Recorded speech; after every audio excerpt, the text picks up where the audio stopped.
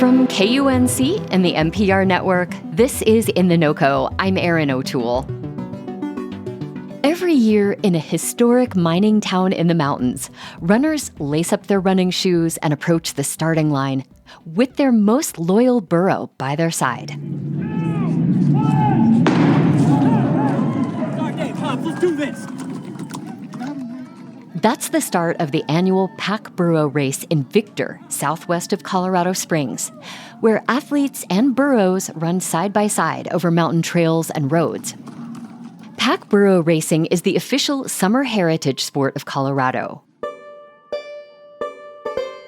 Burros, which are also known as donkeys, are outfitted with a saddle carrying a pickaxe, a shovel, and a gold pan, objects that honor Colorado's history of gold mining. Running one of these races requires not only athleticism, but skill in persuading some notoriously stubborn animals. There's no riding, but they can hold your snacks. That's Olivia, a reporter for the Colorado Sun, who recently set out to complete her first pack burro race. She told me about how she prepared for the race and what made her want to try running with a burro in the first place. I have what I would call a love-hate relationship with running. I can relate. Which I'm sure many listeners can. I've ran about a dozen half marathons. But the motivation to get into a running routine can be really hard for me sometimes. And so I'm always looking for that extra motivation. And you thought, why not run with a burro? Naturally. I was scrolling Facebook in April, and I saw this post in a group for Colorado Springs trail runners, and they were looking for some help with running their donkeys on a farm east of Colorado Springs in Calhan. And I said, I've got to try it. Now, you wrote that pack burro racing was made Colorado's summer heritage sport in 2012. Can you talk a bit about the history of this sport in Colorado? Pack burro racing, it was named the state's official heritage sport in 2012, but it really dates all the way back to 1949, and that's when the first official race was organized between Leadville and Fairplay. And now there are races across the state that runners can pair with a burro. They can lease a donkey and run races that range from 3 miles to 29 miles. Oh, wow. That's intense.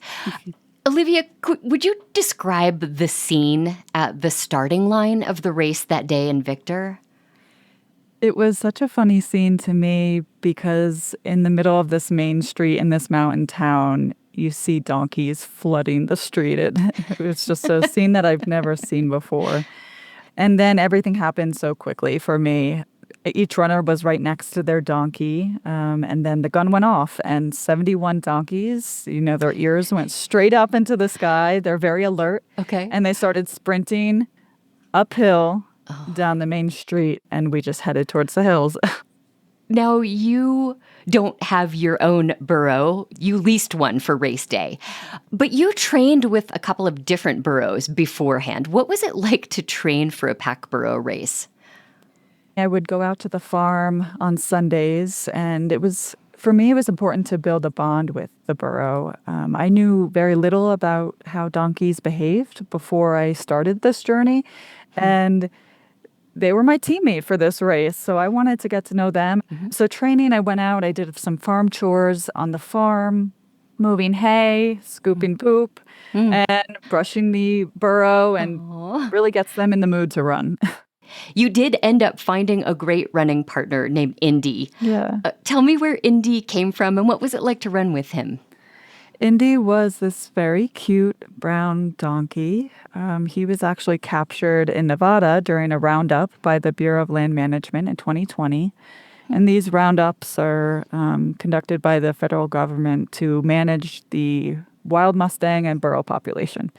He was a great runner, a great partner. What kind of tricks did you learn from other runners about how to motivate and control your burro? It's good to always be in front of your donkey, so you have a bit more control. We're holding this lead rope, but if they're not interested in running, there's a few things you can try. One thing is twirling the rope behind their butts, sort of in a big circle, they can see it in their peripheral vision, and sometimes that works. We also tried squeezing an empty plastic water bottle. That sound sort of gets some donkeys. They're a little, concerned about what's happening, but it gets them going. And Yeah. then some weird sounds we make with our mouths. Oh, well, I mean, this is radio. Can you demonstrate a sound? Yeah. Yeah. Yeah. So, Olivia, you ran a 7.3-mile race in the mountains. What was the hardest moment during the race? The hardest moment for me was definitely running down these single track trails. Along the course, there was about 1,000 feet of elevation gain. Sometimes the course becomes so narrow that really only you or the donkey is going to fit. And in my case, it was Indy who was running on the trail. And so I was running beside him on this steep, grassy terrain at a very fast speed. And, Oh, wow. I just imagined myself rolling my ankles. And that's when I just, slowed down the pace. Yeah. Oh, wow. That sounds intense. How did you do in the race? Did you win? I did not win, but I still had an amazing time. Indy and I came in 32nd place out of 71 runners. Okay. According to my math, you're a winner. Thank you. What is the biggest piece of advice that you would give to anyone thinking they want to try this? Well, my biggest advice would be to go in with the fewest amount of expectations as possible. I don't think this race is going to be like any race that you've done before. And believe it or not, even though your race partner cannot speak, a lot of this is about teamwork and strategy. A lot of what I did during my race is I tried to stay with other teams of donkeys and runners because donkeys are pretty social animals and a lot of them like to run with other donkeys. So if I paired up with them just running alongside of other runners, we could keep that momentum going. But you can't plan for everything that's going to happen on the race course. Sure. And just out of curiosity, are you allowed to bribe your donkey with snacks? It definitely works, but you will have a fat donkey.